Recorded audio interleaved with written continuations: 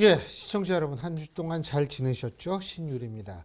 근데 요새는 잘 지내셨죠라고 얘기하는 말이 무색할 정도로 정말 우리나라 정치판에 일들이 많습니다. 지난주 금요일이었었죠. 금요일 날 이제 그 서울중앙지법에서 윤석열 대통령에 대한 구속 취소 결정을 내렸고, 토요일 날 윤석열 대통령 구치소로부터 한 100m 가량 걸어 나왔습니다. 이제 관저에 있는데요. 지금 가장 중요한 것은 탄핵 결정이 이루어질 때까지 관저 정치를 할 것이냐 말 것이냐 이런 쪽으로 관심이 많이 모아지고 있습니다. 이거 우리가 관심 갖는 이유 어렵지 않습니다. 윤석열 대통령의 그립감, 당에 대한 그립감이 굉장히 세기 때문에 그런데요. 과연 이러한 상황 앞으로 우리나라 전국에 어떤 영향을 미칠지, 특히 이제 야당의 시각에서 지금 이런 상황을 어떻게 바라보고 있는지 저희가 한번 생각해 보려고 합니다. 여러분 너무나 잘 아시죠? 이 경력이 너무 많으셔가지고 장관도 지내셨고 경남도지사도 지내셨고 또 다선 의원이시고 바로 그런 분입니다. 누군지 아실 겁니다. 김두관 전 의원 스튜디오에 모셨습니다. 안녕하십니까? 예, 반갑습니다. 예. 아니 진짜 요새는 말씀드리기가 무서울 정도예요. 하도 일들이 많으니까. 예.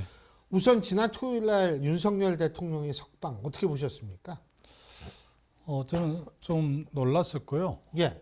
전혀 예상하지 못했던 일이어서 당황스럽기도 하고, 지난번 12.3 계엄 그리고 내란 혐의로 어쨌든 윤석열 대통령 내란 우두머리로 지금 구속 기소가 됐고, 김용인 장관을 비롯한 육참 총장, 방첩사, 특전사, 또 수방사, 정보사령관들이 다 구속이 돼 있는데, 정작 동조자들은 구속이 돼 있는데 내란 우두머리인 윤석열 대통령이 법원의 구속 취소로 석방이 돼 있는데, 그 당시 기술적인 문제를 저희들이 잘 모르지 않습니까? 그런데 아마 이제 그 기일로 평가한 게 아니라 시간으로 계산을 해서 아마 그 구속 기간을 넘긴 것 같더라고요. 그래서 석방이 됐는데 일반 국민들은 매우 혼란스러웠습니다. 사실은 심우정 검찰총장이 즉시 재항고를 통해서 이런 혼란스러운 상황을 막을 줄 알았는데, 일단 법원의 결정을 존중할 수밖에 없다라는 이유로 윤석열 현 대통령을 어쨌든 석방을 해서 국민들께서 걱정이 참 많으십니다. 어쨌든 12.3 계엄 사태가 계속되고 있는 상황이기 때문에 굉장히 국민들이 걱정이 많으시고 염려가 많죠. 그때 이제 윤석열 대통령이 100m 정도 걸어오면서 물론 어퍼컷 세레모니는 안 했지만 주먹도 쥐고 인사도 하고 막 손도 흔들고 어떻게 평가하세요? 우리 일반 국민들 상식으로 보면 어쨌든 대한민국 21세기 선진국인데 비상계엄을 선포해서 정말 우리 국계획을 많이 추락을 하고 국민들 혼란스럽게 했기 때문에 어쨌든 대국민 사과 이런 자세가 상식적인데, 개선 장군처럼 당당하게 이렇게 걸어 나오면서 또 지지자들에게 또 이렇게 손도 흔들고 하는 모습을 보면서 절반의 국민들, 아마 비상계엄 해제 또 내란 수계 이렇게 생각하는 국민들 입장에서 자들짝 놀라기도 하고, 그런 대통령의 품격에 대해서 많이 아쉬워하죠. 저런 분을 우리가 대통령으로 선택했나 이런 자괴감도 드는 것 같더라고요. 근데 지금 심우정 검찰총장 얘기 잠깐 말씀하셨습니다만 어떻게 보세요? 지금 이재명 대표를 비롯한 민주당 지도부는 상당하게 이 압박을 가하면서 탄핵을 주장하고 이렇게 얘기를 하는데, 탄핵 가능하다고 보십니까? 저도 심정적으로는 탄핵하고 싶지만 예. 당에서 저는 좀 신중했으면 좋겠다는 게 제 입장입니다. 예. 당에 일단 법무부 장관을 지낸 추미애 그리고 박범계 두 분의 법무부 장관 지낸 의원들이 계시고, 또 이성윤 서울중앙지검장 지낸 분, 박균택도 법무연수원장 이런 율사들이 많이 있거든요. 그 당에. 그런 사람들 좀 신중하게 판단하고, 일단 지금 윤석열 대통령 측에서는 이번 비상계엄을 선포한 게 야당이 이제 입법 폭주도 하고 줄탄핵하고 이렇기 때문에 더 이상 국정을 잘할 수 없어서 비상계엄을 했다 이런 논리를 전개하잖아요.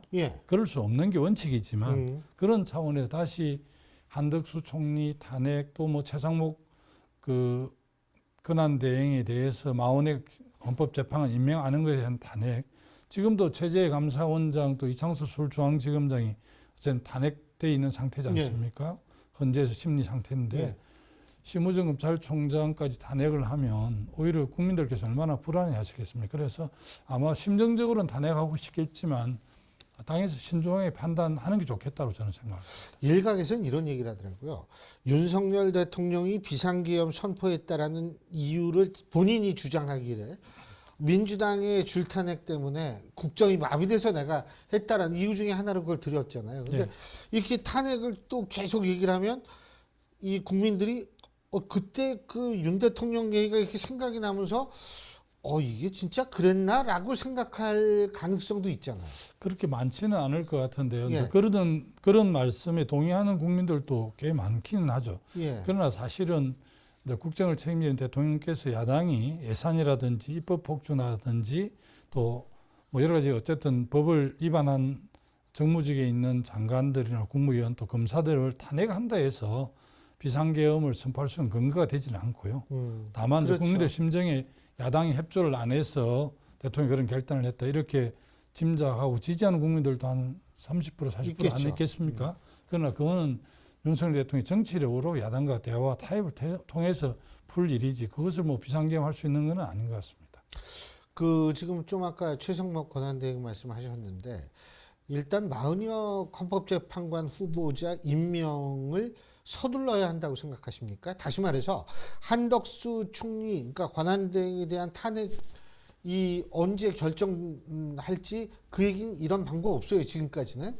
근데 마은혁 후보자 계속 이 뭐 얘기는 나오고 있는데 이 순서가 맞을까요? 어떻게 보세요? 일단 그 국회 우원식 의장이 이제 마은혁 의원 재판관 임명에 대해서 권한쟁의 심판을 했는데 헌재에서 마은혁 헌재 재판관을 임명하는 게 맞다라고 헌재 최고 헌법기관에서 해석을 했기 때문에 그것은 사실은 이 최상목 권한대행께서 임명하는 게 상식으로 생각을 합니다. 일단 그걸 뭐 다시 법무부라든지 다시 국무위원회 의견을 붙일 사안은 아닌 것 같은데 최상목 의원은 뭐 여러 가지 이 논리로 핑계를 대면서 안 하는데 그건 저는 합당하지 않다고 봅니다. 최고헌법기관에서 해석한 것을 다시 재해석할 권한은 없거든요. 그냥 헌법재판소의 결정은 다 이렇게 따라야 된다는 게 그 지금까지 원칙이기 때문에 그 점에 있어서는 최상목 권한대행께서 마은혁 헌법재판관을 임명하는 게 좋았을 텐데 안 하고 있어서 그 점에 대해서도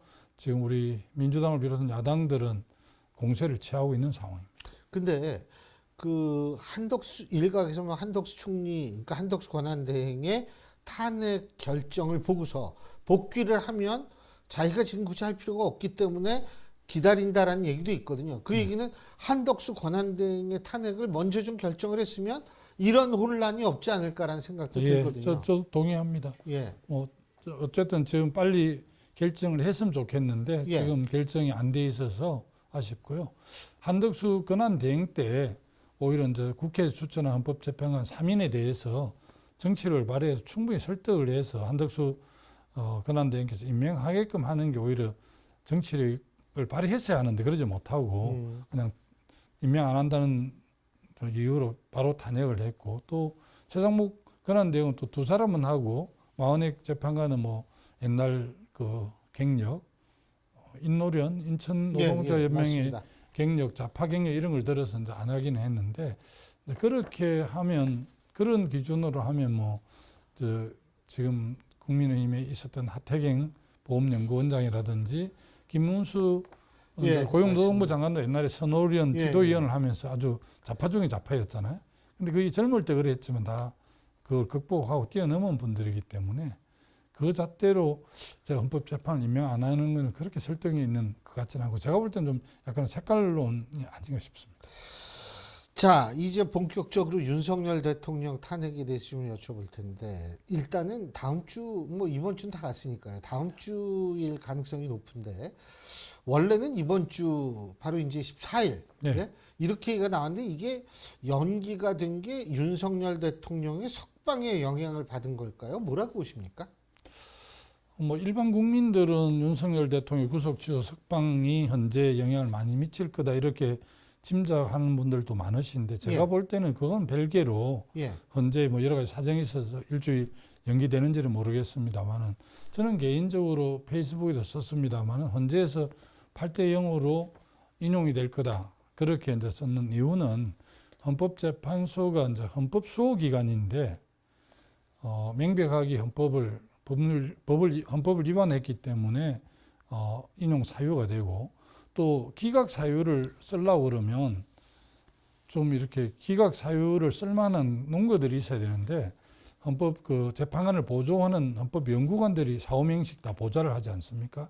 이분들이 쭉 쓰는데 기각 사유를 쓰기가 쉽지 않다는 이야기를 들었습니다. 일단 뭐 포고령 그 1호 이런 경우 보면 국회를 침탈하는 걸로 되어 있고 또 의사들 같은 경우도 뭐 이렇게 그 지금 의료계획 차원에서 파악하고 있는 의사들에 대해서도 굉장히 가혹하게 하는 이런 것들이 포고령 위반도 위반이거니와 또 국무회의라는 절차라도 결의했고 이렇게 했기 때문에 그 한 이유가 한 4대까지가 되는데 한 가지만으로도 이렇게 탄핵을 인용할 수 있는데 이렇게 쭉 연결되어 있기 때문에 안 할 수 없다고 저는 들었거든요. 예. 그래서 저는 뭐 100% 인용이 되는 걸로 그렇게 이해를 하고 있습니다. 하지만 신중을 기한다라는 인상을 주기 위해서 좀 이렇게 늘렸다. 좀 그렇게 보시는. 또 뭐 중간에 그 일단 피청구인 변호인단에서 일단 구속이 돼 있는 상태에서 그 피청구인이 적극적으로 변론을 못했다. 그렇기 때문에 다시 변론 재개해야 된다고 지금 국민의힘 그 지도자급 있는 의원들이 다 그렇게 주장하고 또 언론에서 그렇게 문제 제기하니까 그런 점들을 감안해서 좀 더 신중하게 좀 그 팽의를 하고 있는 게 아닌가 싶습니다. 그래서 좀 일주일 정도 연기가 된 게 아닌가. 우리가 아무래도 뭐 우리가 헌법재판관이 저희는 아니니까 시나리오별로 한다면 자 만일 말이에요 첫 번째 이게 뭐 기각이 된다라고 가정을 한다면 그 이후의 전국은 어떻게 예상하십니까? 기각이 되면 5대3으로 되든 뭐 4대4로 되든 기각이 되면 윤 대통령이 복귀를 하지 않습니까? 복귀를 하게 되는데 복귀를 해서 정상적으로 그 국정을 수행할 수 있을까에 대한 것은 저는 의문이 되고요. 아마 이제 지난번 최후 진술에서 헌정 개헌 이야기를 충분히 했지 않습니까? 그래서 아마 뭐 일정 정도 임기를 다 채우지는 않을 것 같고 상식적으로 한 1년 정도 안에 개헌을 해서 7공화국을 여는 이런 개헌을 하고 또 여야가 다 이렇게 국정에 참여하는 거국내각 이런 걸 구성해서 국정을 운영하면서 소위 제왕적 대통령제의 폐해가 워낙 컸기 때문에 이런 사단이 났기 때문에 그런 걸 정리하고 퇴임하지 않겠는가. 좀 그렇게 좀 그런 약속이 지켜질 수 있는 담보가 없잖아요, 우리가. 뭐 그건 이제 국민들 지난번 언제 최후 진술에서 그걸 충분히 약속을 했는데 그것까지 안 지킨다면 우리 국민들이 용납하겠습니까? 저는 그리고 또 어쨌든 국민의힘의 1호 당은 완전 당을 장악하고 있기는 있지만 그리고 당의 입장을 무시할 수 없을 텐데 그런 약속을 안 지키면 당이 그냥 있을 수 없는 상황이지 않습니까? 그래서 저는 그런 그 약속을 뭐 지킬 수밖에 없지 않을까 그렇게 전망을 합니다. 그리고 뭐 그런 약속 안 지키고 뭐 계속 뭐 하기에는 좀 너무 상황이 열악하죠. 새로 비상계엄을 한다고 하면 어느 군인이 그게 동의하겠습니까? 그렇죠. 자, 그러면 만약 인용이 된다라고 얘기를 한다면 자, 이제부터 제가 여쭤볼게요. 인용이 됐다라고 가정을 했을 때에는 이제 이 민주당은 제가 좀 이따 집중적으로 여쭤볼 거니까 국민의힘의 잠룡들이 있지 않습니까? 근데 이게 문제가 뭐냐면 일단은 어쨌든 석방이 돼서 나와 있는 상태고 대통령은 근데 인용이 되면 자연인 상태로 돌아가겠지만 윤석열 대통령의 그립감이 세대요. 그래서 뭐 하물며 그 어느 평론가인가 어디 보니까 윤석열 대통령 중심으로 새로 재창당이 되지 않겠나 뭐 이런 이야기까지 하는데 아까 신율 교수님께서 이런 상황들이 참 처음 있는 상황이라는 거 아닙니까? 처음이죠. 이미 계엄을 선포하고 해제되고 이런 과정에서는 국민들이 70%가 이 야당을 지지하면서 윤 대통령을 비판하고 그렇게 했는데 지금 뭐 5대5 정도 이렇게 지지율이 다시 나온 거에 대해서 좀 해석하기 힘들고 일시적인 현상인지 그게 뭐 장기적으로 갈 수 있는 현상인지는 제가 분석할 수 없지만 그러니까 뭐 오히려 그립감이 더 강해져서 그 당을 장악하고 또 대통령을 복귀를 하면 그래서 염려를 많이 하는 거죠. 국민들. 그러니까 그 얘기는 사실 지금 잠룡들도 예. 만일 조기 대선이 치러진다고 가정을 했을 때 윤석열 대통령 눈치를 볼 수밖에 없는 상황도 초래될 수 있다 이런 말씀이시죠. 그래서 뭐 지금 뭐 김문수 고용노동부 장관도 있고 한동훈 전 비대위원장 또 홍준표 대구광역시장 오세훈 예. 서울시장 이런 분들이 지금 부각이 되고 있는데 우리 뭐 저 그냥 여의도에 있는 정치권에 있는 사람들은 아무래도 저 윤석열 대통령하고 지금 오버랩이 된다 할까 일심동체 현상을 보이고 있는 김문수 고용노동부 장관이 예. 가장 국민의힘에 대해서는 조기 대선이 있다면 유력한 예. 주자가 되지 않겠나 이렇게 전망도 하고 또 한편으로는 김문수 후보가 아마 중도층의 소울이가 있기 때문에 예. 우리 민주진영 쪽에서는 김문수 고용노동부 장관이 국민의힘에 대선 후보가 되면 그나마 우리가 좀 국정을 맡을 기회가 좀 높아지는 거 아니냐 뭐 이런 전망도 약간 좀 예. 그러니까 상대하기 편한 상대가 될 수도 있다. 예.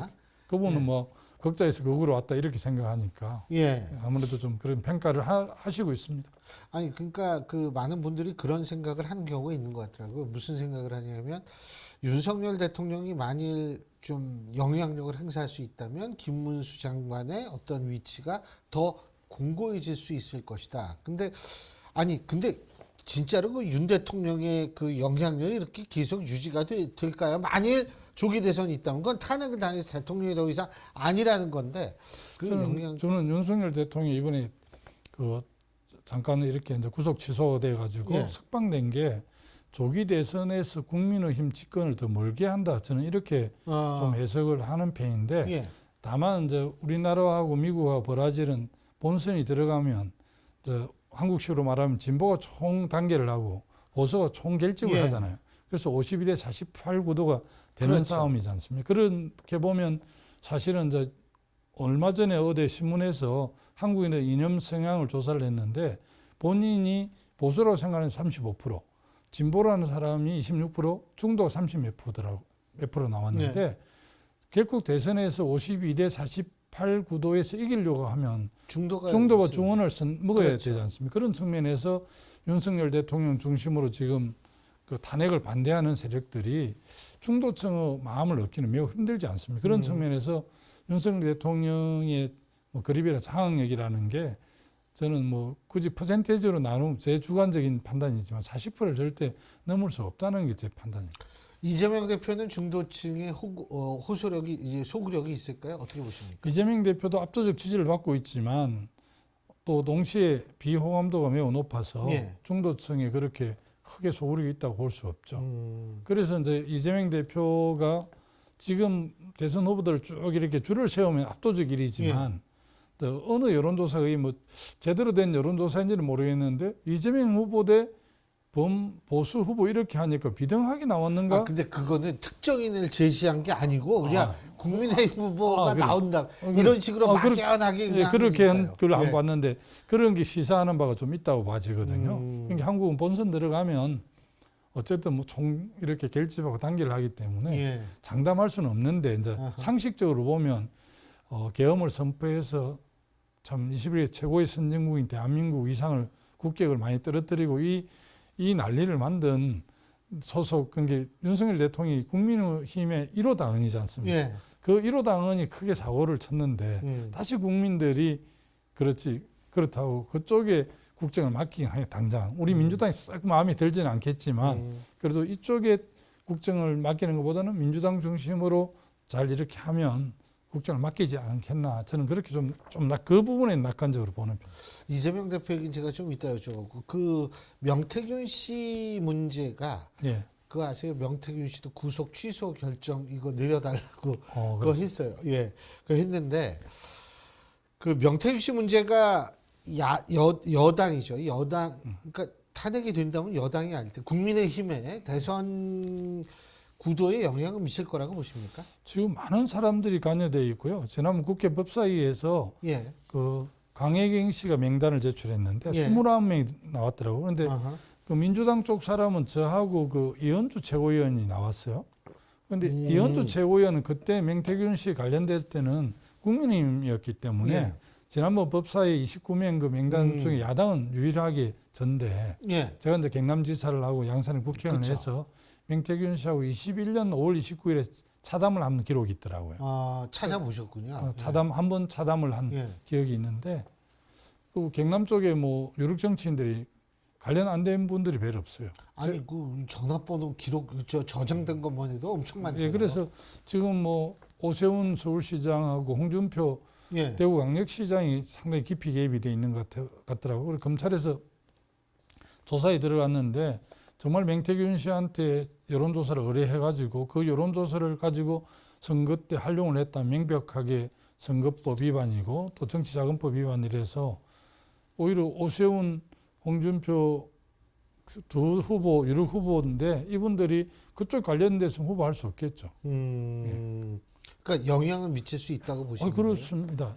지금은 본인들은 그냥 그렇게 여론 장사하려고 정치 보록하기 때문에 우리가 거절했다 이렇게 하는데 실제 뭐 그 황금폰에 들어있는 녹취록 이런 거 보면 굉장히 깊이 있게 관련됐고 오세훈 서울시장 그 정치 후원인인 김한정 씨가 다 여론조사비를 대납하고 이렇게 했지 않습니까? 뭐 그런 의혹이 있죠. 예, 의혹이 있고 홍준표 그 시장도 뭐 이렇게 거부하지만 그 여론조사 대금 이런 걸 저 아들이 뭐 이렇게 대납한 걸로 지금 소문도 나고 한데 그게 사실이라면 그 국민의힘의 대선 갱선에 영향을 나는 미치리라 봐집니다.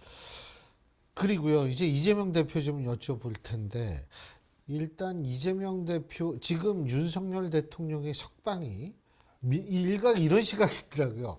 민주당한테 득도 있고 실도 있다. 근데 득이 뭐냐면, 그 이재명 대표가 검찰하고 짰다 뭐 이런 얘기 했잖아요. 비명계가. 그래서, 저 장관님도 막 거기에 대해서 분개하고 말씀하시고 이랬는데, 그걸 다 덮었다는 거예요. 윤석열 대통령 석방이. 뭐, 동의하십니까? 예, 뭐 이제 2023년 9월 달에 법무부에서 이제 백현동 그 특혜하고 또 그 쌍방울이 대북 송금건과 관련해서 법무부에서 체포 동의안을 냈지 않습니까? 거기에 이제 제 기억 제가 현장에 있었으니까 295명이 투표를 해서 149명이 가결을 했거든요.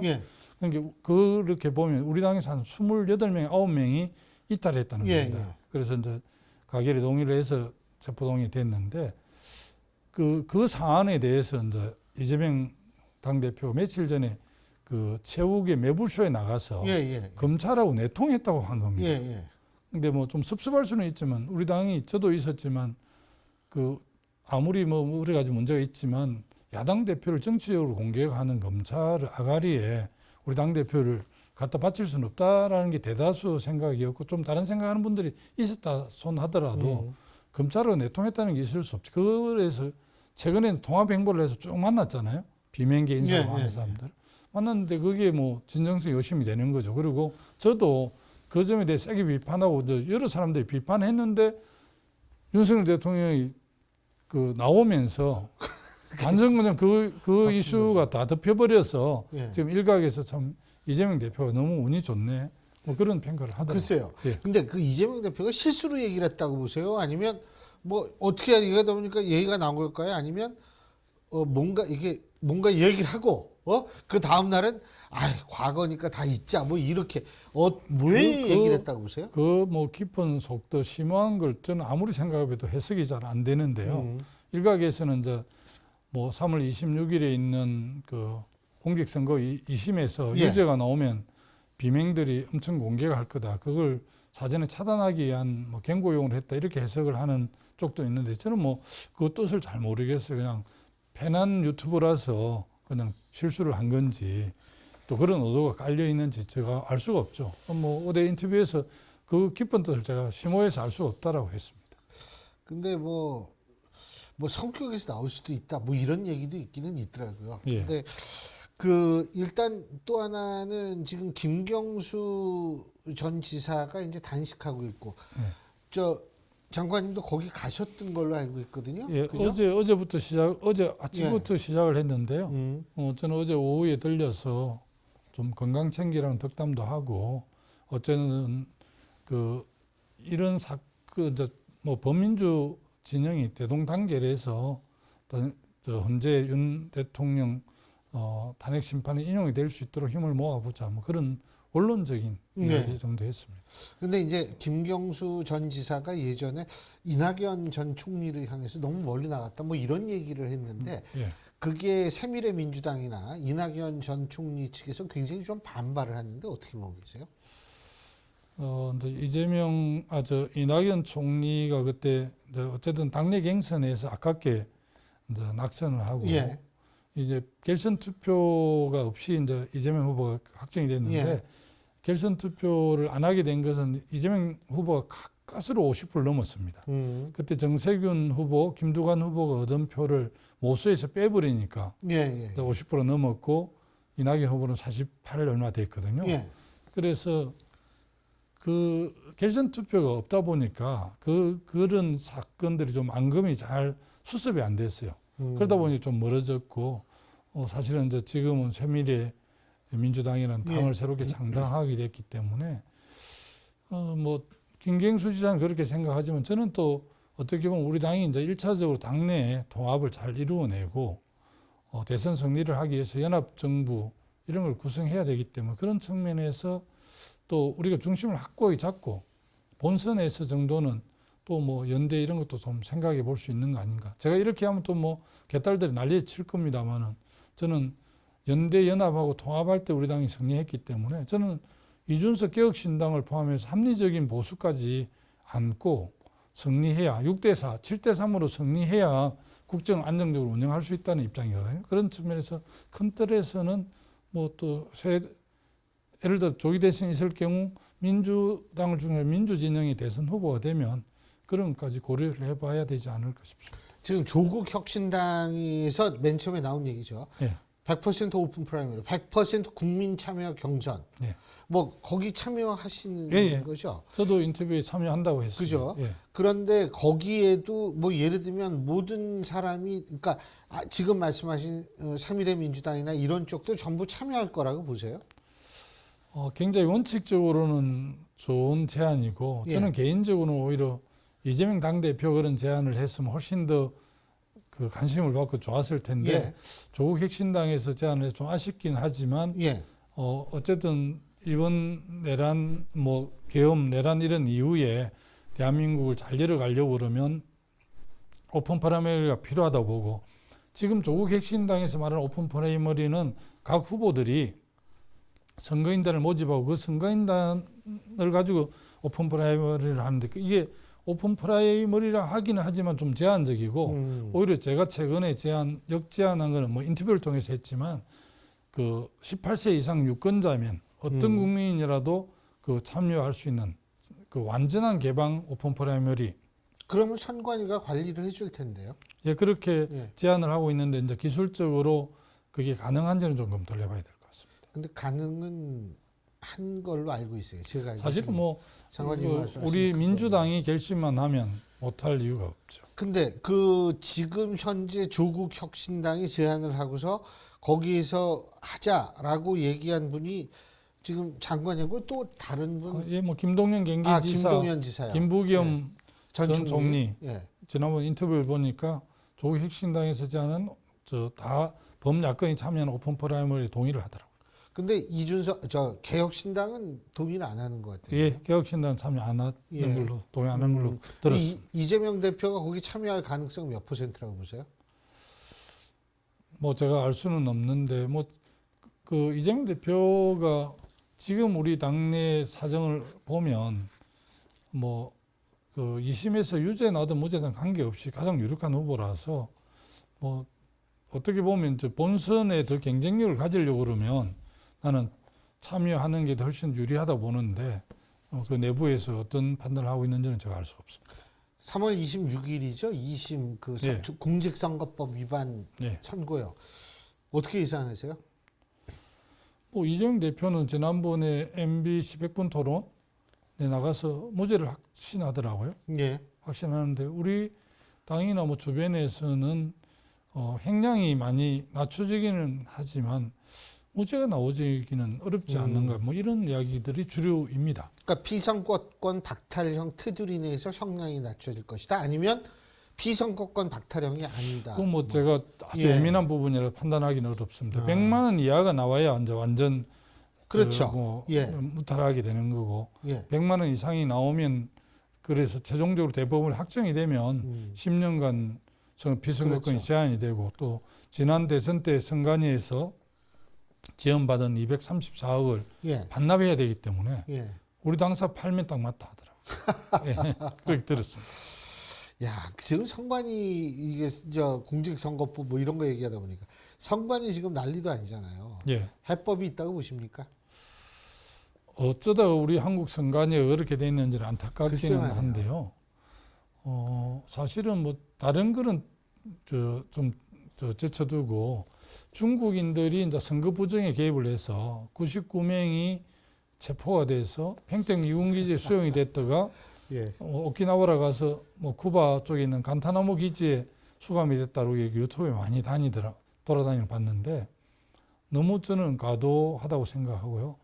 그 세 표가 이제 진짜 표가 들어가고 한 표가 가짜 표가 들어가서 지금 야권이 192석을 했다는데 선관위가 선거 주무부처 헌법기관이긴 하지만 실질적으로는 시군구의 공무원들이 합니다. 그렇죠. 어떻게 그 보면 개표 이런 거 다 예, 구청 이제 행안부가 그렇죠. 행안부가 하는데 아, 옛날에 장관에서 잘 하셨을 거예요. 행안부 아시죠? 이제 그 이상민. 이상민 장관이 다 선거를 지난 총선을 예. 주관한 부처잖아요. 근데 거기서도 문제 제기를 안 했고 또 낙선한 국민의힘 국회의원도 아무도 문제 제기 안 했어요. 그 앞에서 21대 선거는 민경욱 의원이 문제 제기를 했는데 문제 제기를 안 했고 경기도 같은 경우는 60명인데 국회의원이 우리 당 국회의원들 평균 얻은 득표 54%인데 의석은 53석을 얻었습니다.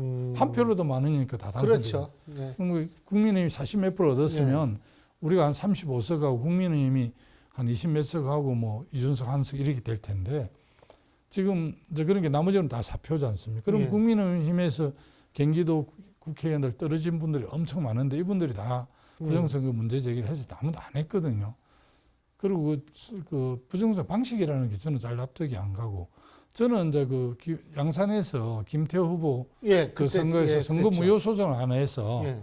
지금 대법원에서 지난번에 한번 심리를 했는데 그 전자개표의 1번 표는 이제 양산 어른 김두관, 2번 표는 김태호 후보로 갑니다. 예. 그리고 1번 표, 2번 표 애매한 게 미분류표로 가는데 내가 이제 선거 무효 소송을 했던 건 미분류표가 양산에서 3,000표가 나왔는데 그 1,000표는 무효표가 되고 4,000표가 나왔는데 1,000표는 나중에 점검하니까 무효고 2,000표는 김태호고 1,000표가 제 표더라고요. 근데 실질적인 그 당일 투표나 사전 투표에서는 1.1% 차이였는데 그 미분류표는 60대 40, 20% 차이가 났잖아요. 예. 이게 통계학적으로 문제가 있어서 문제 제기를 했더만은 일부 유튜버나 방송에서 야당의 중진 김두관이 22대 총선을 부정선거를 했다 이래가지고 대대적으로 보도한 적이 예, 있어요. 봤어요. 예. 근데 뭐 저는 다른 거는 모르겠고 미분류표를 우리 참관인 없이 개표한 것이 문제 있다고 제기한 거고 다른 부분은 뭐 저는 잘 모르겠습니다. 아, 그러고요. 솔직한 얘기로 그 뭐 부정선거라고 얘기를 하는데 지금 대충 엑시폴 그 출구조사 결과하고 예. 이 의석수하고 대충은 맞췄거든요. 예. 그 부정선거면 그거 맞추면 안 되죠. 예. 그 이제 출구조사가. 교수님 더 잘 아시지만 객관적으로 질문 마사지를 안 하면 여론조사는 과학이지 않습니까? 그렇죠. 예. 누군가 유리하게 설문을 하거나 뭐 그렇게 조작을 했을 때 말이지. 그렇죠. 예. 2,000명 조사해가지고 정확하게 대선 판세를 맞히니까요. 그 선관위 가족회사라는 비판은 어떻게 보십니까? 그 부분은 선관위 정말 엄청나게 반성하고 그 뭐 개선책이 있을까요? 국민들하고 사과해야 되죠. 그 선관위는 직원을 그래 아빠 찬스 뭐 직원 찬스를 쓰면 어느 국민들이 지금 그 용납하겠습니까? 윤석열 대통령이 당선되고도 공정 상식 때문에 당선됐고 지금 20대 30대 젊은이들이 공정과 상식이라는 거에 얼마나 민감합니까? 그렇죠. 예, 선관위는 그 직원 채용을 공정하고 완벽한 기구에 맡겨서 채용해야지. 그거 뭐 아빠 찬스 쓰는 거에 동력 되겠습니다. 그 감사원 감사라도 받아야 되는데 지금 제가 알기로는 우리나라 헌법에 나와 있는 게 감사원, 그다음에 헌법재판소, 국회, 헌법재판소 그리고 법원 세 개만 감사원의 감사를 못 받는다 이런 식으로 돼 있지 선관위는 거기 명문화가 안 돼 있는 걸로 알고 있거든요. 사실은 그것도 참 애매한데 그거는 좀 그 법이 미비하면 예. 보완해서 회계감사든 직원 채용 이런 거는 감사를 받아야 될 것 같아요. 그래서 저도 그렇게 생각해요. 아유, 알겠습니다. 어쨌든 뭐 이제 다음 주 정도 되면 또 예. 엄청나게 또 하여간 좀 혼란스러운 상황을 겪을 텐데 뭐 이 또한 지나가리라 이렇게 생각해야겠죠. 저는 뭐 한국이 지금 상황이 내전 상황이고 예. 이 내전 상황을 극복하고 국민 통합을 이루는 게 시대 정신이라고 생각을 하거든요. 그래서 사실은 이제 5년 단임제, 제왕적 대통령제가 다 비상계엄도 할 수 있고 이런 거지 않습니까? 그래서 대통령 권한을 총력으로 나누는 분권행 개헌에 대해서 저 책도 내고 계속 강연도 다니고 있는데 지금 상황에서 누가 보수 쪽 대통령이 되든 진보 쪽 대통령이 되든 지금 법대로 5년 단임한다면 어느 국민이 그게 동의하겠습니까? 나 어느 쪽이 대통령이 돼도 나는 광화문에 그냥 뭐 연일 수천 명, 수만 명이 나와서 항의하고 이럴 것 같은데 그럼 나라의 미래가 있겠습니까? 그런 차원에서 저는 이번 대선, 조기 대선이 있다면 원포인트 개헌 정도는 하고 좀 더 보완을 해서 내년 지방선거 때 좀 완벽하게 7공화국을 열 수 있는 헌법 개정을 했으면 좋겠다는 게 제 생각이고 많은 뭐 정치인들이 제 생각과 비슷한 입장을 갖고 있습니다. 알겠습니다. 뭐 이 개헌이라는 것도 결국 여론의 힘으로 만들어내야 되는 거니까요. 예, 잘 알겠습니다. 오늘 말씀 여기까지 듣죠. 고맙습니다. 예, 감사합니다. 예.